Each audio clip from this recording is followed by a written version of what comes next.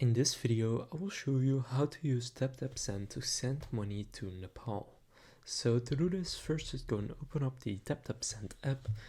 So first from the list of countries right here, just scroll down until you see Nepal and then click on it. And once it's set to sending to Nepal, you can just select how much you would like to transfer, for example 200 euros, and then click next. Now from here you can then add a new recipient, or if you already have one you can click on them, but if it's your first time you will just want to click add new recipient and then choose how you want them to receive the money.